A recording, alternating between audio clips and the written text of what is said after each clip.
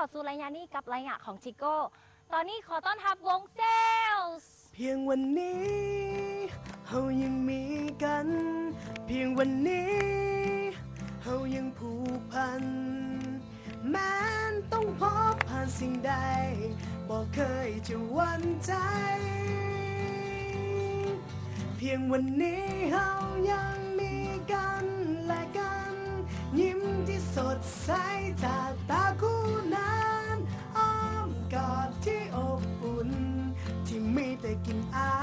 ยของความห่างเพียงวันนี้เฮายังจับมือกันสูดลมหายใจเข้าออกของกันสัมผัสที่อ่อนหวานและฟังคำว่าห่างที่เฮาบอกกันสบายดีสบายดีอ่ะเป็นที่ไหนแน่แล้วกับมหกรรมซีเกมที่หาก็ผ่านไปวงเซลส์มีส่วนร่วมหรือเปล่าก็พวกเขาก็ได้เฮ็ดเพลงหนึ่งเนาะเข้าไปอยู่ในอัลบั้มVCD รวมภาพซีเกมนั่นเองคือเพลงว่าเกมเป็นเกียรติยศเนาะกับแมนแต่งโดยซักแล้วก็เฮ็ดดนตรีน้ำกันไปเบิ่งพาร์ทของไผของมันเบิ่งแยงกันออกมากันได้ห้องเลขกับได้ห้องน้ำโอ้น้องนึงทุกคนมีส่วนร่วมได้มองได้ห้องได้ห้องได้ห้องน้ำโดยที่โมเมนต์ไอซักแน่นอนเพราะไอเลขก็ได้ห้องโอ้แม่แล้วและรู้สึกว่าเตะบานเมื่อกี้นี่นะที่ว่ามาเลเซียนี่รู้สึกว่ามันถ่ายเกาะไปยืนเข้าแถวซื้อปีตั้งแต่6 โมงเช้าบอกได้บอกเขานี่แหละเขาก็ไปตอนเขาไปฮอดหน้าวงกะทิตอนนอกตอน5 โมงครึ่งเลยก่อนจะฮอดก็เลยต้องว่ามุมประมาณแล้วบอกว่าเศร้าที่เขาบอกขึ้นใกล้สิเขาสร้างเปลือกแล้วรู้ขนาดเขาก็เลยว่าเขาจะไปทีโก้เขาไปถ่ายทีโก้ได้ที่6 โมงเช้าเขาเราเปิดรับไปตื่นมาแล้วมีคนมาแซงคิวเขาคนละ10 คนโอ้เจ้าแปลว่ายังได้อยู่มันบอกไปเรียนคิวแต่ว่าได้ไวถ้าพี่จะเป็นคนที่8นี่แหละโดยแต่ตอนซื้อเป็นคนที่ซ้อหาแล้วเพราะว่ารับไปว่ะหรือว่าเนี้ยไหนบกล้าเถียงนะเจ้ามันเป็นตลกน้องเฮ้ยมือหน้าหนึ่งที่ตื่นเต้นยิ้มกับตลกหลายคนกับตลกบางคนขึ้นมายืนรับตาเลยเนาะยืนรับตาแล้วบอกว่าเขาจะแปลเขาชื่อโยนี่เก็บรับตาตลกกับได้ซื้อพี่เป็นคนเกือบทุกทีเลยก็เป็นประสบการณ์อีกประสบการณ์นึงเนาะแต่โอ้ตะกี้บ่เคยมีเลยแม่แล้วนอกบ้านเขามันนี่ใช่แบบเห็นคนลาวมายึดคักแน่เนาะเลยแล้วรู้สึกว่าจะมีสมาชิกวงเขามาใหม่มาสำหรับวงเซลแม่แล้วเป็นจังไหนมาจังไหนเนาะถึงว่าได้เป็นหนึ่งในสมาชิกของวงเซลแต่ย้อนว่าตะกี้ก็เป็นมูกับน้องไอ้ซักตะกี้ก็ยังเป็นมูนะแต่ตะกี้กันนี่เป็นปีแล้วไอ้ซักก็เห็นแล้วหลังจากที่รู้เด็ดเป็นออกเพิ่นก็เลยมาถามเบิ่งเลยได้โอกาสดีๆก็เลยเสียบนะอีก1 คนนี่ก็ไม่ได้เข้าใหม่ปะติดด่วนมานั่งค่ะติดด่วนโอ้เอาได้มาอยู่ยังไงบอกเพื่อนเนี่ยก็มีอ้ายแนะนำมาเนาะไอ้สร้างเนาะแล้วก็แบบมีหลายๆคนเนาะก็ร้องๆสุดท้ายกับเขาก็บุ้งว่าแมนเฮาสุดท้ายกับแมนนะเอาละไอ้ซักดีจ้ะนะ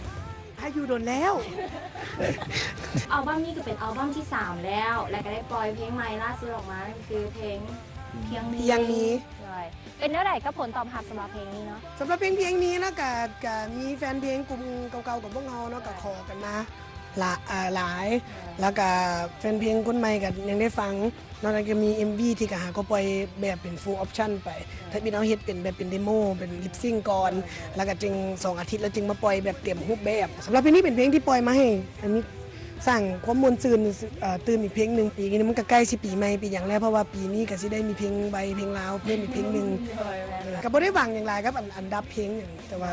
คือว่าอยากปล่อยอย่างฮู้ว่าวงเซลสิมีแท้อัลบั้มที่3เลยมีเพลงนี้ออกมาให้ทุกคนรู้จักก่อนขอต้อนรับนางเอก MV คนใหม่ล่าสุดของวงเซลนั่นก็คือทิพย์สรหรือว่าทิพย์นั่นเองว้าวลงมาเต้นรถกันเลย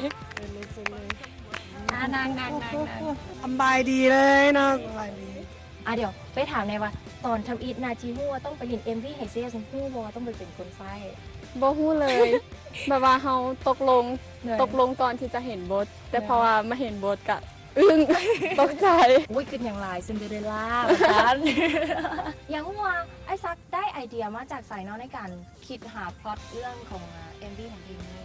ก็คือแบบอยากให้มันเป็นเรื่องราวของคนที่แบบต้องผ่านความทุกข์ยาก เล เนี่ย ย ก็จะสิมาทุกข์จนเป็นหนังดราม่ากันไปไม่ไหวเนาะ เลย พยายามอยากให้สื่อถึงเห็นแบบว่าบ่ต้องมีเงินมีค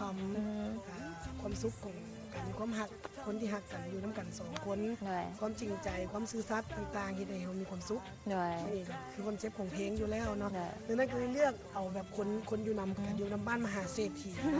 อันนี้ก็ต้องขอบใจทางเจ้าของบ้านเพื่อนที่บ่ให้เปิดเผยเนาะ บ่ให้เปิดเผย ใช่อ่ะก็เพื่อนให้บ้านมาในพอสมควรเนาะกับเข้าไปใครทำกันอยู่หันพระเอกนี่เนาะ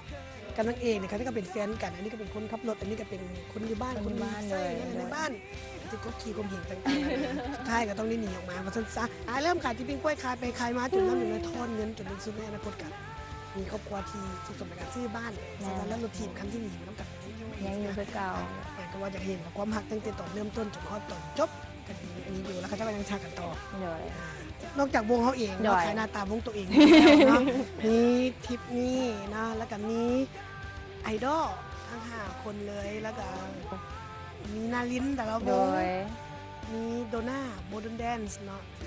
ที่มาร่วมเล่นน้ำความจริงอยากมีธรรมดาต้องมีไอเจียแปซิฟิกน้ำเนาะแต่ว่าติดภารกิจ แต่ว่าความหลายขนาดนี้นี่บ่มีความยุ่งยากเลยบ่ กับบุยุ่งยากเพราะว่าต้อง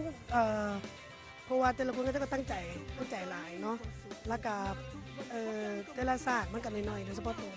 คือไอ้ลมที่กับมาสร้างยางลงขั้นใดแล้วก็นางเบิงนางอ่านหนังสือ เลย จะเป็นลมสบายแล้วมันการแสดงเนาะดูหน้ากับลงขั้นใดมาหนึ่งลิ้นเนี่ยค่อนข้างได้แสดงอารมณ์หลายกว่าหมูเนาะนางเอกกับซีฮู ห้านถ่ายคำหนัง